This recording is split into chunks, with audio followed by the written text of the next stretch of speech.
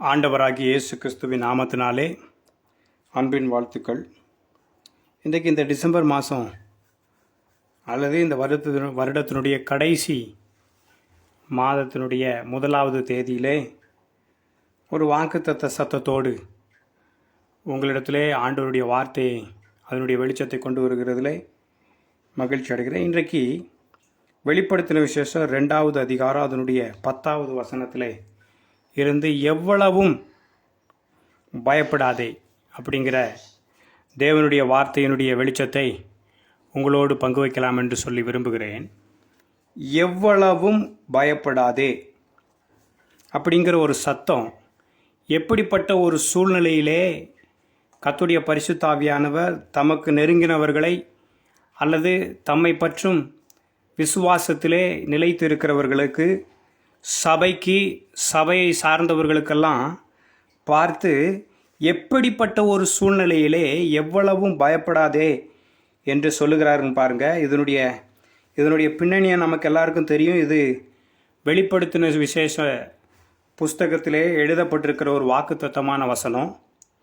இந்த வசனம் ஆண்டவர் சொல்லுகிறது யாரை பார்த்து சொல்கிறாருன்னா சிமிர்னா சபையை பார்த்து சொல்லுகிறாரு. இன்றைக்கு நம்மை எல்லாரையும் பார்த்து, குறிப்பாக இந்திய திருச்சபையில் இருக்கிற ஒவ்வொரு அங்கத்தினர்களையும் மிஷினரிகளையும் ஊழியர்களையும் பார்த்து கர்த்தர் சொல்லுகிறார், இன்றைக்கு நீ எவ்வளவும் பயப்படாதே, துளி அளவும் கொஞ்சமும் பயப்படாதே, அஞ்சாதே, மிரளாதே, திகையாதே, கலங்காதேன்னு சொல்கிறார். வேதாகமம் முழுவதும் ஆரம்பத்திலேருந்து நீங்கள் பார்த்தீங்கன்னா தேவனாகிய கர்த்தர் நம்மை பார்த்து பயப்படாதே பயப்படாதே பயப்படாதே என்று சொல்லி பல முறை அவர் நம்மை பார்த்து பயப்படாதேன்னு சொன்ன தேவன் வேதத்தினுடைய கன்க்ளூஷன் உள்ள அடக்கிய இந்த புஸ்தகத்தில் அல்லது உலகத்தினுடைய முடிவு, கிறிஸ்து இயேசுவினுடைய 2வது வருகை, ஆண்டவருடைய வாக்குத்தத்தங்களுடைய நிறைவேறுதல் எல்லாம் சம்பவிக்க போகிற இந்த கடைசி காலத்தை குறித்த எச்சரிப்பு அல்லது கடைசி காலத்தை குறித்த உண்மையான தீர்க்க தரிசனம்,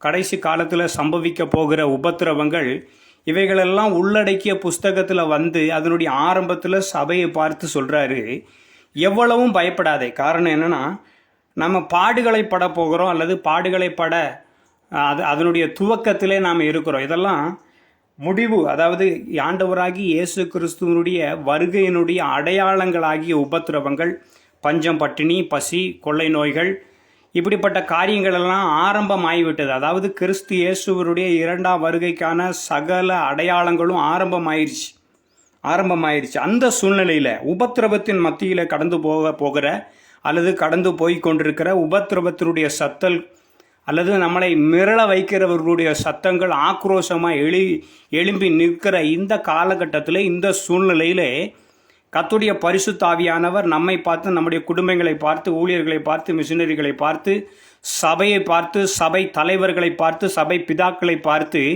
இந்தியாவெங்கும் இருக்கிற திருச்சபைகளை பார்த்து கர்த்தருடைய பரிசுத்த ஆவியானவருடைய சத்தம் என்னன்னா, எவ்வளவும் பயப்படாதீங்க, துளி அளவும் கொஞ்சம் கூட பயப்படாதீங்க. கடந்த வருஷத்தில் எனக்கு நல்ல ஞாபகம் இருக்கிறது.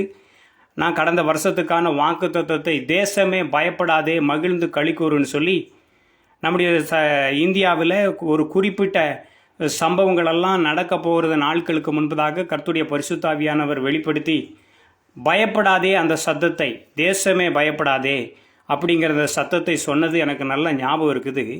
பயங்கர ஆச்சரியமாக இருக்குது பாருங்கள். போன வருஷம் பயப்படாதேன்னு கர்த்தருடைய பரிசுத்த ஆவியானவர் சொல்கிறாரு.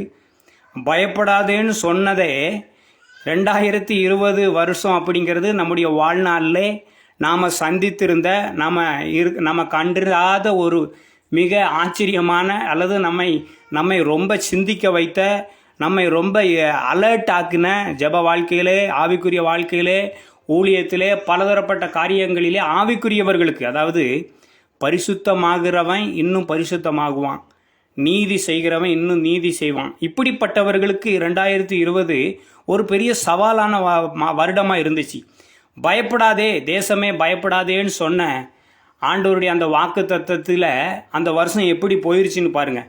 எவ்வளோ பயம், எவ்வளோ பீதி, கலக்கம், திகைப்பு இனி என்ன சம்பவிக்கும், ஒருவேளை ஆண்டவர் வந்துட்டு, நான்லாம் பார்த்தேன் ஒருவேளை ஆண்டவர் வந்துட்டு போயிட்டாரோ அப்படின்னு நினச்சி பார்த்தா அந்த ஃபேஸ்புக்கு, வாட்ஸ்அப்பு இதெல்லாம் இது ஒரு நல்ல ஒரு ஒன் ஆஃப் த பிளாட்ஃபார்ம். இதே பிளாட்ஃபார்ம் கிடையாது, இதுலேயே இருந்துக்கிட்டு இருக்கக்கூடாது. இது வந்து முழு 24 மணி நேரம் நம்ம பிளாட்ஃபார்ம் கிடையாது. ஆனாலும் ஒன் ஆஃப் த பிளாட்ஃபார்ம் இதில் வந்து பார்க்கும்போது தான் தெரியுது, இல்லை ஆண்டவர் இரண்டாவது வருகையில் வந்து யாரையும் எடுத்துக்கொள்ள போல இருக்குது. ஏன்னா எல்லோரும் ஃபேஸ்புக் வாட்ஸ்அப்பில் வந்துக்கிட்டு இருந்தனால நமக்கு ஒரு சின்ன சந்தோஷம், சரி ஓகே. அதுக்கப்புறம் நானும் இல்லை நம்மளும் எடுத்துக்கொள்ளப்படலை அப்படின்னு சொல்கிறது எல்லாருக்கும் காண்பிக்கிறதுக்காக நம்மளும் இந்த பிளாட்ஃபார்மை பயன்படுத்துகிற அளவுக்கு இந்த platform one of the platform ஆண்டவருடைய சத்தத்தை, வெளிச்சத்தை, ஏன்னா கர்த்தர் வெளிப்படுத்துகிறவர் ஒவ்வொருத்தருக்கும் வெளிப்படுத்துகிற வெளிச்சங்களை நாம் ஒருவரோடு ஒருவர் பகிர்ந்து கொள்ள இது ஒரு நல்ல வாய்ப்பாக இருக்குது பாருங்கள். இப்படி போன வருஷம் முழுவதும் பயங்கரமான ஒரு பிரச்சனையும், பயங்கரமான என்ன செய்வது ஏது செய்வது, பிரச்சனைகளில் பயங்கரமான தவிப்பு, என்ன செய்வதிலிருந்து தெரியாமல் தவிப்பதில் அங்கலாய்த்ததில் நானும் ஒரு ஆள். ஏன்னா அந்த மார்ச் மாதம் லாக்டவுன் போடும் பொழுது என்னுடைய மனைவியினுடைய வயிற்றில் 7 மாதம் குழந்தை இருக்குது. கேரளாவுக்கு 3 முறை டிக்கெட்டு புக் பண்ணி, ரிசர்வேஷன் புக் பண்ணி அது கேன்சல் ஆகி போயிடுச்சு. எப்படி நம்ம டெலிவரி பார்க்க போகிறோமோ, என்ன செய்ய போகிறோமோ, எங்கே டெலிவரி ஆகும், நார்மலாக ஆப்ரேஷனாக, அப்படி எதுவும் இருந்துச்சுன்னா யார் நமக்கு உதவி செய்வா, நம்ம பக்கத்தில் நம்ம இருக்கிற தேசத்தில் நமக்கு தெரிஞ்ச யாருமே இல்லை அப்படின்னு சொல்லி பயங்கரமான அங்கலாய்ப்பும் பயம், பயங்கர கண்ணீரின் மத்தியிலெல்லாம் கடந்து சென்றதை இந்த நேரத்தில் நான் நினைவுபடுகிறேன். ஆனாலும் அந்த கர்த்தர் சொன்ன அந்த வாக்கு தத்துவத்தின்படி பயப்படாத, நீ பயப்படாத அப்படின்னு சொல்லி மறுபடியும் அந்த வார்த்தையை சொல்லி எங்களை உற்சாகப்படுத்தி கொண்டே இருந்தார் பரிசுத்த ஆவியானவர். அதே மாதிரி பாருங்கள், ஜூன் மாதம் 6ஆம் தேதி என்னுடைய மனைவிக்கு அந்த டெலிவரி, 2வது ஒரு பெண் குழந்தை கர்த்தர் தந்தார். நம்ம ஊருக்கு போயிருந்தாலும், கேரளா போயிருந்தாலும் அவ்வளோ அருமையாக நம்மளை குடும்பத்தில் உள்ளவங்களோ அல்லது பெற்றோரோ பார்க்க மாட்டாங்க அப்படின்னு சொல்லலை. ஆனால் இந்த அளவுக்கு பார்க்க முடியும் அப்படின்னு சொல்லி நான் எதிர்பார்க்கவே இல்லை. ஏன்னா அந்த அளவுக்கு கர்த்தர் தம்முடைய ஊழியக்காரர்களை 2 தூதர்களை அனுப்பும்னு சொல்லி பலர் மூலமாக எனக்கு வாக்குத்தத்தம் பண்ணியிருந்தார். அதே மாதிரி 2 தூதர்களை போல 2 ஊழிய குடும்பங்களை கர்த்தர் எங்களுக்காக அனுப்பி தந்து ஹாஸ்பிட்டலில் எங்களோடு இருந்து எங்கள் கூட 1 மாதம் 1.5 மாதத்துக்கு மேலாக இருந்து எங்களை பராமரிப்ப கவனிக்க 2 தூத குடும்பங்களை, அப்படி தான் சொல்லணும், அவங்கள 2 தூத குடும்பங்களை கர்த்தர் வந்து எங்களுக்கு ஆயத்தப்படுத்தி வச்சுருந்தார். இந்த தெரியாத தேசத்தில் ஃபோன் பண்ணினாலும் சரி, ஹாஸ்பிட்டலில் இருந்தாலும் சரி, எல்லா காரியத்திற்கும் முன்னாடி வந்து நின்று எங்களுக்கு கூடவே நின்று உதவி செய்கிற நல்ல நர்சஸை இந்த கவர்மெண்ட் ஆஸ்பத்திரியில் எங்களுக்கு, நாங்கள் இருக்கிற ஜில்லா ஆஸ்பத்திரியில் கர்த்தர் ஏற்படுத்தி தந்தார். 2வது பார்த்திங்கன்னா, ₹1 செலவு இல்லாமல் ஆண்டவர் இந்த காரியங்களெல்லாம் செய்யதற்கு ஆண்டவர் எங்களுக்கு அற்புதமாய் நடத்தி தந்ததை நான் ஏன் இதை சொல்கிறோம்னா சாட்சியாக, தேசமே பயப்படாதேன்னு சொன்னார் 2020. எனக்கு பார்த்து தெளிவாக கர்த்தருடைய பரிசுத்தாவியானவர் நீ பயப்படாதே அப்படி சொன்ன. அப்போ நான் நினச்சேன், பயப்படத்தக்கதான ஒரு பெரிய சம்பவம் ஏதோ தேசத்தில் நடக்க போகுது அப்படின்னு சொல்லி நான் வந்து அதுக்கு நாங்கள் தயாராகவே இருந்தோம். அதே மனைவிக்கிட்ட நான் சொன்னேன், ஒருவேளை நமக்கு டெலிவரி இங்கே தான் இருந்துச்சுன்னா, எப்படி ஏதேன் தோட்டத்தில் ஆதாமுக்கும் ஏவாளுக்கும் முதல் அதுக்கு முன்னாடி யாருக்கும் டெலிவரி ஆகலை, ஃபஸ்ட்டு டெலிவரி ஆனது ஏவாள் அம்மாக்கு தான். அந்த டெலிவரியை யார் தான் பார்த்துருப்பான்னா கர்த்தர் பார்த்துருந்துருக்கணும். ஏன்னா கர்த்தர் தான் அவங்கள சிருஷ்டித்து உருவாக்கி அந்த தோட்டத்தில் வைத்தார். பின்ன அதுக்கப்புறம் அவங்க வெளியில் போக வேண்டிய ஒரு சூழ்நிலை வந்தாலும் கர்த்தர் வந்து அந்த நாட்களிலே அவர் ஏதாவது ஒரு சொல்யூஷனை அவங்களுக்கு உண்டாக்கி இருந்திருப்பார். காரணம், முதல் மனிதன், முதல் பெண், அவங்க டெலிவரி அதாவது குழந்தையை பிரசவித்த முதல் பெண் அவங்க அப்படின்னு ஒரு வார்த்தையை, ஒரு வெளிச்சத்தை என் மனைவிக்கு சொல்லி நான் உற்சாகப்படுத்தினேன். அதே மாதிரி கர்த்தரே இறங்கி வந்து, கர்த்தரே ஆட்களை ஏற்படுத்தி தந்து, கர்த்தரே ஊழியக்காரர்களை அனுப்பி தந்து, கர்த்தரே பல உதவிகளை செய்து பயப்படாமல் இருந்து பயங்கர நிம்மதியான ஒரு பயங்கர மகிமையான ஒரு சூழ்நிலையை அந்த மாதங்களிலெல்லாம் பார்க்க எங்களுக்கு குடும்பமாக கர்த்தர் உதவி செஞ்சதே நான் நினைக்கிறேன். எதற்காக இதை சொல்கிறோம்னா, பயப்படாதே அப்படின்னு சொல்லி கர்த்தர் நம்மை பார்த்து சொல்கிறாருன்னா ஏதோ ஒன்று சம்பவிக்க போகிறது. அதன் மத்தியில் கர்த்தர் நம்மை காக்க, நம்மை பராமரிக்க, எல்லா சூழ்நிலைகளுக்கும் அவர் போதுமானவர் என்கிறதை அவர் எங்களுக்கு நிரூபித்து காண்பித்ததை உண்மையான ஒரு சாட்சியை உங்களுக்கு முன்பாக வைக்கேன். அப்படி இருக்க இப்பொழுது இந்த 2021க்குள்ளே பிரவேசிக்க போகிற நாம் இந்த 2020 கடைசி மாதத்தில் பிரவேசிக்கிற நம்மை பார்த்து கர்த்தர் சொல்கிறாரு, எவ்வளவும் பயப்படாதேன்னு போன வருஷம் சொன்னார். இந்த வருஷம் சொல்கிறாரு 2021க்கு நமக்கான வாக்குத்தத்தமாக இதை நான் கருதுகிறேன், இதை நான் அப்படியே எடுத்துக்கொள்கிறேன். காரணம், எவ்வளவும் பயப்படாதேங்கிறத சத்தம் என்னுடைய இருதயத்தில் தொனித்து கொண்டிருக்கிறது. அதற்கு ஏற்றாற் போல இந்த மாதங்களிலே, இந்த வருஷத்தினுடைய கடைசி மாதங்களிலே பாருங்கள், உபத்திரவத்தினுடைய சத்தத்தை கேட்கிறோம். யுத்தங்கள் உண்டாகுமா அப்படிங்கிறனுடைய பீதி நிறைந்த சத்தத்தை கேட்கிறோம்.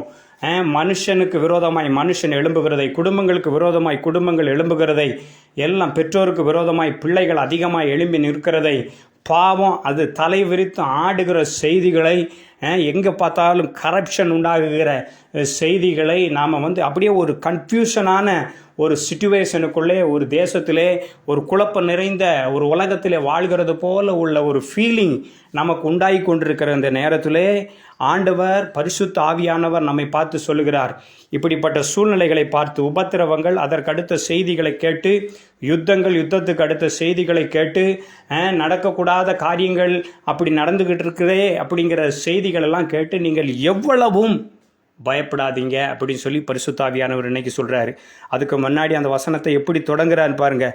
நீ படப்போகிற பாடுகளை குறித்து, நமக்கு முன்பாக பாடுகள் வைக்கப்பட்டிருக்கிறது, நமக்கு முன்பாக உபத்திரவங்கள் வைக்கப்பட்டிருக்கிறது, நமக்கு முன்பாக நாம் கடைசி காலத்திலே கிறிஸ்து இயேசுவினுடைய 2வது வருகை, அந்த காலத்திலே அதை கண்ணை கொண்டு, அதல்லது நம்முடைய நேச்சராக நம்ம எக்ஸ்பீரியன்ஸ் பண்ணி அதை பார்க்கக்கூடிய ஒரு சூழ்நிலைகளிலே காலத்திலே வாழ்ந்து கொண்டிருக்கிற நம்மை பார்த்து கர்த்தர் சொல்கிறாரு, எல்லாம் இருக்குது, உங்களுக்கு எல்லாம் வைக்கப்பட்டிருக்கிற, ஆனாலும் நீங்கள் எவ்வளவும் பயப்படாதே அப்படின்னு. ஏன் இந்த எவ்வளவும் பயப்படாதே அப்படிங்கிறதனுடைய அந்த சத்தத்துக்கு பின்னணியில் ஆண்டவர் சபையை பார்த்து, அல்லது அவர் நேசிக்கிற அல்லது அவருடைய மனவாட்டிகளாகிய நம்மை பார்த்து ஏன் எவ்வளவும் பயப்படாதே அப்படிங்கிற இந்த சத்தத்தை சொல்கிறாரு.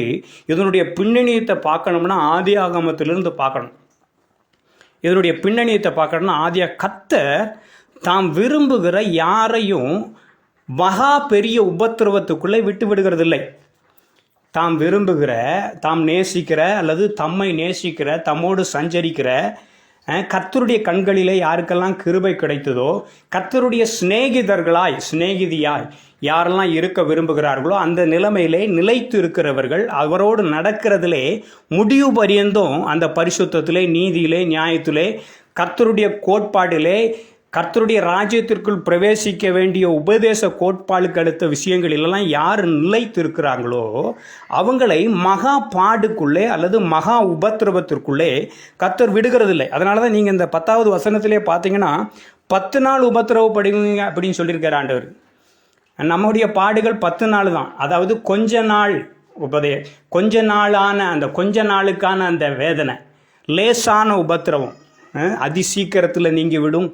லேசான உபத்திரவம் நம்ம பாடுறோம்ல, நம்முடைய உபத்திரவங்கள் அல்லது சபைக்குரிய உபத்திரவங்கள் 10 days தான்.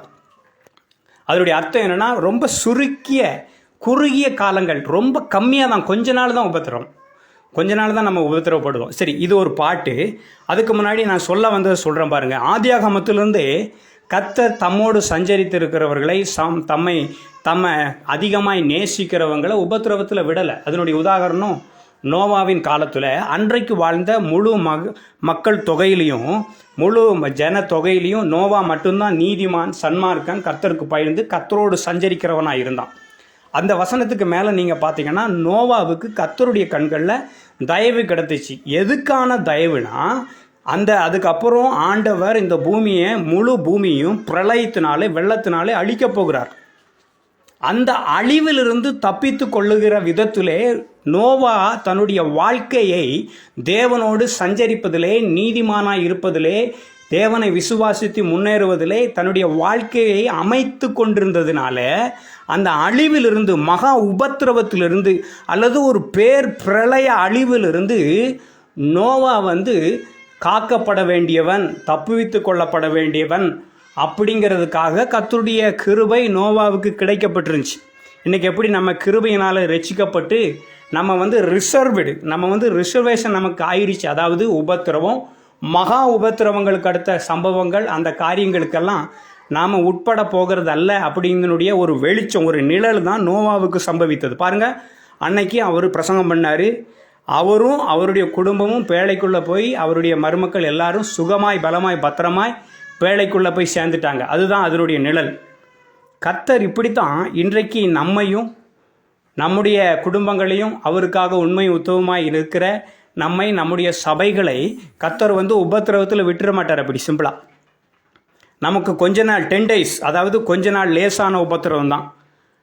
நம்ம நித்திய காலமாய் 1000 வருஷ அரசாட்சி, மற்றபடி நித்திய காலமாய் ஆண்டவரோடு சேர்ந்து சுகமாய் நம்ம வாழ தெரிந்தெடுத்து கொள்ளப்பட்டவங்க. அந்த ரட்சிப்பின் நிமித்தம், அந்த புதிய சிருஷ்டி வாழ்க்கை நிமித்தம் இது ரொம்ப முக்கியம். பாருங்கள், ஆண்டவர் நீ எவ்வளவும் பயப்படாத அப்படின்னு சொல்லி கடைசி காலத்தில் கடைசி புத்தகத்தில் சம்பவங்கள் பார்த்தா பயங்கரமாக நடக்க போகிற சம்பவங்கள் நடக்கிற இந்த புத்தகங்களை குறிப்பிட்டிருக்கிற புத்தகத்தில் நம்மளை பார்த்து சபையை பார்த்து எவ்வளவும் பயப்படாதே அப்படின்னு சொல்லுகிற அந்த ஒரு பயங்கர மகிமையான வார்த்தையினுடைய பின்னணியத்தில் இவ்வளோ பெரிய சத்தியம் அடங்கியிருக்குங்க. அதுக்கப்புறம் நீங்கள் பார்த்தீங்கன்னா நோவாவை இப்படி காப்பாற்றுறாரு. ஏன்னா நோவா கர்த்தருக்கு நெருங்கினவன், சஞ்சரிக்கிறவன். அதுக்கப்புறம் நீங்கள் ஆபிரகாமை ஆதியாகமம் 17-18 அதிகாரத்தில் படித்து பார்த்தீங்கன்னா 13 வருஷத்துக்கு அப்புறம் மறுபடியும் கர்த்தர் ஆபிரகாமுக்கு தரிசனமாகி நீ உத்தமனாயிரு அப்படிங்கார். நான் சர்வ வல்லமையுள்ள தேவன், நீ எனக்கு முன்பாக நடந்து கொண்டு உத்தமனாயிரு. ஏன் அது சொல்கிறாருன்னா, நீங்கள் இந்த வெளிப்படுத்தின விசேஷம் 2:10 பார்த்தீங்கன்னா நீ மரண பரியந்தம் உண்மையாயிரு அப்படின்னு சொல்கிறார். 10 நாள் தான் உபத்திரம். ஒரு சபைக்கு உனக்கு லேசான உபத்திரம் தான். ஆனாலும் நீ கவனமாக இருக்க வேண்டிய ஒரு ஏரியா எதுனா, நீ மரண பரியந்தம் உண்மையாயிரு, உத்தமமாயிரு. இதெல்லாம் ஒரு ரிலேட்டடான வேர்டு பாருங்கள். பரிசுத்தமாயிரு, நீதியாயிரு, பரிசுத்தத்தின் வஸ்திரங்களை காத்துக்கொள், நீதிக்கு அடுத்த வஸ்திரம், ரட்சிப்புக்கு அடுத்த வஸ்திரத்தெல்லாம் காத்துக்கொள், முடிவு பரிந்தம் நிலை நிற்கிறவன் தான் ரட்சிக்கப்படுவான். இதெல்லாம் இதில் வரும். அப்போ நீ மரண பரியந்தம் உண்மையாயிரு அப்படி சொல்லுதார். இதே வசனத்தை அந்த 17-18 அதிகாரம் ஆதியாகமத்தோட போய் பார்த்தீங்கன்னா நீ உத்தமமாக இரு அப்படின்னு சொல்லி ஏன் ஆண்டவர் ஆபிரகாம்கிட்ட சொல்லுதாருன்னா, ஏற்கனவே ஒரு 13 வருஷம் அங்கே தேவனுக்கும் ஆபிரகாமுக்கும் தொடர்பு இல்லாத மாதிரி ஒரு சம்பவம் நடந்து போச்சு, நமக்கெல்லாம் தெரியும். மறுபடியும் இந்த இடத்துல மறுபடியும் ஆண்டவர் நான் சர்வ வல்லமுள்ள தேவன் அப்படின்னு சொல்லி ஒரு மிரட்டல் விட்டு நீ உத்தமனாயிரு. ஏன்னா இந்த 17 அதிகாரம் 18 அதிகாரத்தில் பார்த்தீங்கன்னா ஆபிரகாம் செய்யக்கூடாத செஞ்சதை அவன் அதனால் உண்டான விளைவை எல்லாம் கட் பண்ணி அதிலேருந்து அந்த இஸ்மவேலை அவன் விலக்கிட்டு அதிலேருந்து வெளியில் மறுபடியும் சாராளுக்கு ஆண்டவர் வாக்குத்தத்தத்தை கொடுத்து, குழந்தைக்கான வாக்குத்தத்தத்தை கொடுத்து, அப்படியே நீங்கள் 18 அதிகாரத்துக்கு வந்தீங்கன்னா அவன் ஆபிரகாமை பற்றி உனக்கு நான் எதையும் மறைக்க மாட்டேன், நீ என் சிநேகிதன். அதுக்கப்புறம் ஆபிரகாமை பற்றின நம்பிக்கை சொல்கிறார். இவனும் உண்மையாக இருப்பான், இவனுடைய சந்ததிக்கு இவன் அதை போதிப்பான் அப்படின்னு எனக்கு நல்ல நம்பிக்கை இருக்குன்னு சொல்லிவிட்டு அதுக்கு கீழே நீங்கள் பார்த்தீங்கன்னா சோதோம் கோமாராவில் எழும்பின அந்த கூக்குரல், அந்த பாவம், அதனுடைய அநியாயம் எல்லாம் ஆண்டவருடைய சமூகத்தில் போய் எட்டினால அவர் இறங்கி பார்க்க வருவார். அதனுடைய அர்த்தம் என்னென்னா, ஆபிரகாமை அல்லது கர்த்தருக்கு நெருங்கினவர்களை, கர்த்தரோடு சஞ்சரிக்கிறவர்களை கர்த்தர் தம்மோடு தம்முடைய பரலோகத்தில் நித்தியத்தில் சேர்த்து கொள்ளணும் அப்படின்னு சொல்லி விரும்புகிறவர்களை முதலாவது செட்டில் பண்ணுகிறார். இந்த 2020 யார் மனம் திரும்பினாங்களோ இல்லையோ, கிறிஸ்தவர்களிலே ஒரு மெஜாரிட்டி குரூப்பு மக்கள், ஊழியர்கள் எல்லாம் நமக்குள்ளே இப்போ வசனத்தை படிக்கும் பொழுது, வேதத்தை தியானிக்கும் பொழுதெல்லாம் இப்போ பயங்கர பயம் உண்டாகுது. இதுக்கு நம்ம மனம் திரும்பிடணும், இந்த வசனத்துக்கு நம்ம கீழ்ப்படிடணும். அப்படி நமக்குள்ளே தான் என்ன செய்யுது, பெரிய மாற்றங்களும் மன திரும்புதல்களும் பயங்கரமான மாற்றங்கள் எல்லாம் நம்ம வட்டாரத்துக்குள்ளே தான் அதிகமாக உண்டாகிக்கிட்டு இருக்கு. உலகத்தில் பாவம் இதுவரை நடக்காத பாவம் தான் இந்த லாக்டவுன் டைம்கள்லாம் நடந்துக்கிட்டு இருக்குது. அநியாயம், கொலையும், கொட்டலையும் எல்லாமே நீங்கள் பார்த்தீங்கன்னா இதுவரை நடக்காததான் நடந்துக்கிட்டு இருக்கு. ஆனால் நம்முடையவர்கள் மத்தியிலே ஒரு பெரிய மாற்றம், மனம் திரும்புதல், பயம், தெய்வீக பயம், தேவனுக்கு அடுத்த காரியங்களில் உள்ள பயம் அதிகமாகிக்கிட்டு இருக்குது இப்போ. அதனால தான் அந்த இடத்துல பார்த்தீங்கன்னா ஆபிரகாமை செட்டில் பண்ண விரும்புகிறார் ஆண்டவர். எதுக்காக? இப்படிப்பட்ட காரியங்கள்லாம் நடந்துக்கிட்டு இருக்குது. அதனால் பாருங்கள், ஆபிரகாமை செட்டில் பண்ணி ஆபிரகாமினுடைய ஜெபம், அந்த பரிந்து பேசல், அப்படி தொடர்ந்து நீங்கள் பார்த்தீங்கன்னா ஆபிரகாமை செட்டில் பண்ணிவிட்டு சோதோம் கோமாரா உலகத்தை செட்டில் பண்ணி நியாயம் தீர்க்க, அக்கினிலாம் நியாயம் தீர்க்க போகிறாரு. இப்போ பார்த்தீங்கன்னா அந்த அந்த அந்த ஸ்பீடாக சொல்கிறேன் பாருங்கள், ஆபிரகாமை செட்டில் பண்ணிவிட்டு உலகத்தை நியாயம் தீர்க்க போகிறாரு. அப்படி தான் இப்போ அந்த எவ்வளவும் பயப்படாதேன்னு நம்மை பார்த்து ஏன் சொல்கிறாருன்னா, நீங்கள் கொஞ்ச நாள் உபத்திரவப்படுவீங்க, 10 நாள் உபத்திரவப்படுவீங்க, வேதனைப்பட போகிறீங்க, படப்போகிற பாடுகளை குறித்து இப்படியெல்லாம் இதெல்லாம் பார்த்து நீங்கள் வருத்தப்படாதீங்க. நீங்கள் என்ன செய்யணும்னா மரண பரியந்தம் உண்மையாக இருக்கணும், அப்பொழுது ஜீவ கிரீடம் தருவோம்னு சொல்லிட்டு உடனே அடுத்த நெக்ஸ்ட் பாயிண்ட் எதுக்கு தான் போகிறாருன்னா, உலகத்தை நியாயம் தீர்க்க போகிறாரு.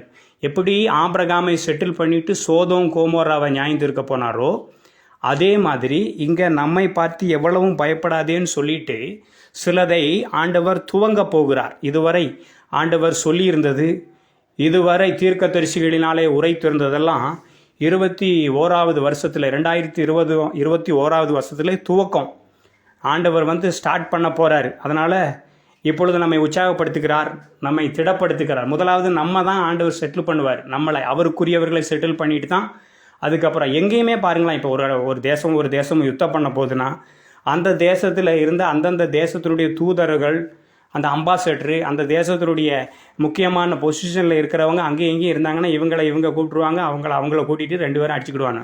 ஏன்னா இவங்க ஆட்களுக்கு என்ன ஆகிக்கிடக்கூடாது, எந்த பாதிப்பு வந்துடக்கூடாது. இது ஆண்டவருடைய கோட்பாடு இதுதான். அதனால தான் நோவாவை ஆண்டவர் காப்பாற்றினார். அப்படி தான் ஆபிரகாமுக்கிட்ட பேசிட்டு அங்கே போய் பார்க்காரு, சோதம் குமாரில் லோத்து உட்காந்துருக்கான். பாருங்கள் எவ்வளோ ஆண்டவர் இறக்கமுள்ளவர். அங்கே போய் அதை அழிக்கிறதுக்கு முன்னாடி அவனையும் காப்பாற்றுறார் ஆண்டவர். இப்படி நம்மளை காப்பாற்றுக்கிற ஒரு சத்தம் தான் எவ்வளவும் பயப்படாதே.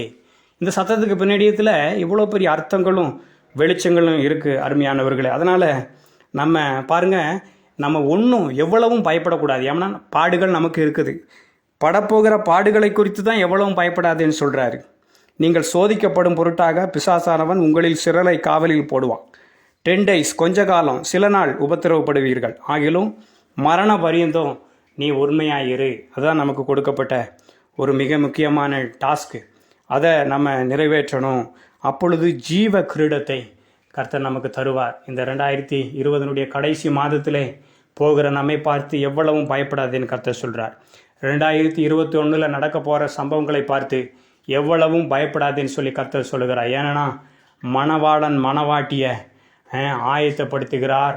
அவர் நம்மளை சேர்த்து கொண்ட பிறகுதான், அவர் முதல்ல நம்மளை செட்டில் பண்ண பிறகுதான், அது நியாயத்துக்கு அடுத்த, நீதிக்கு அடுத்த, பரிசுத்தத்துக்கு அடுத்த காரியத்தில் இருந்தாலும் சரி, நியாய தீர்ப்புக்கு அடுத்த காரியத்தில் இருந்தாலும் சரி, 2வது வருகைக்கு அடுத்த காரியங்களாக இருந்தாலும் சரி, முதல்ல தம்முடையவர்களை, தமது மனவாட்டியை, சபைக்குள்ளே இருக்கிறவங்களை ஆண்டவர் செட்டில் பண்ண பிறகுதான் அதுக்கு அந்த செட்டில்மெண்ட் தொடங்க போகுது. அதனால தான் நீ எவ்வளவும் பயப்படாதேன்னு சொல்கிறாரு. என்ன 2வது இதோடு சேர்ந்து ஒரு வார்த்தையை சொல்ல விரும்புகிறேன். 10 நாள் உபத்திரவப்படுவீங்கன்னு யாரை பார்த்து சொல்கிறாரு? சபைக்குள்ளே இருக்கிறவங்கள பார்த்து சொல்கிறாரு. அதனால் நம்ம கவனமாக இருக்கணும். சபைக்குள்ளே இருக்க நம்ம ஜாக்கிரதைப்படணும். சபையை விட்டு வெளியில் போயிடாதீங்க. சபையினுடைய ஐக்கியத்தில், சபை கூடுதலை, சபையினுடைய ஊழியர்களை விட்டு வெளியில் போயிடாதீங்க. சபைக்குள்ளே இருக்கிறவங்களுக்கு தான் 10 நாள் உபத்திரவம். சபைக்கு வெளியில் இருக்கிறவங்களுக்கு நீங்கள் வெளிப்படுத்தின விசேஷத்தை தொடர்ந்து படித்து பார்த்தீங்கன்னா, சபைக்கு வெளியில் இருக்கிறவங்களுக்கு, சபையிலோட மனவாட்டிக்கோட எடுத்துக்கொள்ளப்படாதவங்களுக்கு மகா உபத்திரவமாக போயிடும். அது மகா உத்வரமாக போயிடும். அதனால தான் சபையின் ஐக்கியம், சபை கூடி வருதல், சபையின் உபதேசம், சபையினுடைய பரிசுத்தம், ஒழுங்கு, மாய்மாலமற்ற நிலைமை இதெல்லாம் ரொம்ப முக்கியம்னு. ஏன்னா சபைக்குள்ளே இருக்கிறவங்களுக்கு 10 days உபத்திரவம், அதாவது கொஞ்ச நாள், சில காலம் சபையோடு சேர்ந்து உபத்திரவப்படுவதற்கு நல்லாவும் இருக்கும். ஏன்னா ஆண்டவருடைய வாக்கு தத்தங்கள் அடங்கிய இடம் அது. சபையினுடைய எதையுமே பாதாளத்தின் வாசல்கள் என்ன செய்ய முடியாது, மேற்கொள்ள முடியாது. கோபுரங்கள், பாதாளத்தின் கோபுரங்கள் மேற்கொள்ளாது. அந்த வாக்குத்தத்த சபைக்கு இருக்கிறதுனால சபைக்குள்ளே இருந்தால் லேசான கொஞ்ச கால, சில நாள் சிம்பிளான உபத்திரவத்திலே நம்ம மொத்தமாக அடிப்படமும் நல்லாயிருக்கும். சபைக்கு வெளியில் இருக்கிறவங்களுக்கு மகா உபத்திரவத்தில் போய் சேர வேண்டிய ஒரு சூழ்நிலை உண்டாகும். அதனால் நான் கடைசி நேரத்தில் நம்ம கொஞ்ச நேரம் ஜெபம் பண்ண போகிறோம். பாருங்கள், கடைசி புத்தகத்தில் ஆண்டவர் அவ்வளோ புத்தகத்தில் 65 புத்தகத்தில் பயப்படாதேன்னு சொன்ன தேவன் 66வது புஸ்தகத்தில் சொல்கிறார். இந்த அதிகாரம் தொடங்கும் போதே 1வது அதிகாரத்துலேயும் 17வது வசனத்தில் பயப்படாதே அப்படின்னு சொல்லி உற்சாகப்படுத்துவார். ஊழியக்காரர்களை உற்சாகப்படுத்த விரும்புகிறார், பயப்படாதேன்னு சொல்லி. கர்த்தர் எதை சிலதை வெளிப்படுத்த போகிறார். அந்த வெளிப்படுத்துகிறவர்களுக்கும், சபை தலைவர்களுக்கும், லீடர்ஷிப்பில் இருக்கிறவங்களெல்லாம் பார்த்து பயப்படாதேன்னு சொல்கிறாரு. அதுக்கப்புறம் பாருங்கள், சபையை பார்த்து சொல்கிறாரு, எவ்வளவும் பயப்படாத, கொஞ்சம் துளி அளவும் நீ பயப்படாத. சம்பவிக்க போகிறதெல்லாம் பார்த்து அரண்டாத, உன்னை நான் கைவிட மாட்டேன், நீ மட்டும் உண்மையாக இரு, நான் உன்னை சேர்த்து கொள்வேன் அப்படி சொல்லி கர்த்தர் சொல்கிறார். இயேசுவின் நாமத்தினாலே இந்த வாக்குத்தத்தங்களுக்காக நன்றி ஆண்டவரே. எங்கள் தேசத்திலே சிலதை நாங்கள் பார்க்கும் பொழுது நாங்கள் பயப்படுத்துகிற சில சம்பவங்கள் நடந்தேற துவங்கி இருக்குது. இயேசு கிறிஸ்துவின் வல்லமுள்ள நாமத்தினாலே, இயேசு கிறிஸ்துவின் வல்லமுள்ள நாமத்தினாலே, இயேசு கிறிஸ்துவின் வல்லமுள்ள நாமத்தினாலே, இயேசு கிறிஸ்துவின் வல்லமுள்ள நாமத்தினாலே, கிறிஸ்து இயேசுவின் வல்லமுள்ள நாமத்தினாலே நீர் எங்களோடு இருக்கிறதற்காக ஸ்தோத்திர ஆண்டவரே. தானியேல் பாருங்க சிங்கக்கபியில் போட்டாங்க. அவர் எவ்வளவும் பயப்படல, கொஞ்சம் கூட துளி அளவும் பயப்படல. சிங்கம் தான் பேசாமல் இருந்துச்சு. ஆண் சிங்கம், பெண் சிங்கம், எல்லா சிங்கமும் இருந்திருக்கும்.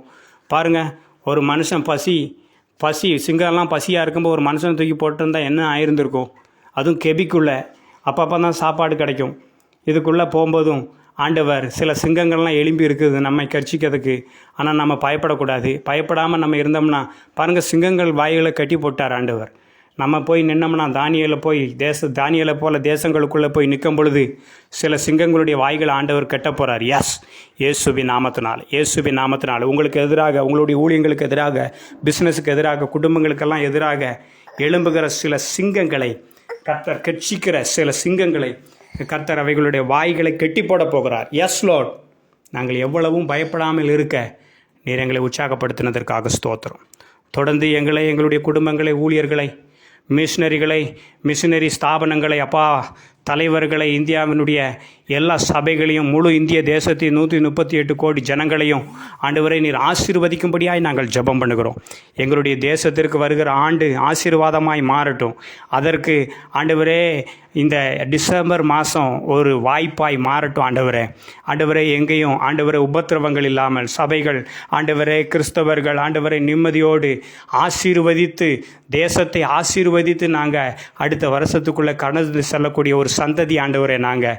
அதனால் இந்த காலங்களிலே உபத்திரவங்கள் எங்களுக்கு நேராக பெருகாதபடிக்கு ஆண்டவரே, உபத்திரவங்களுக்காக நாங்கள் ஜெபம் பண்ணிடக்கூடாது.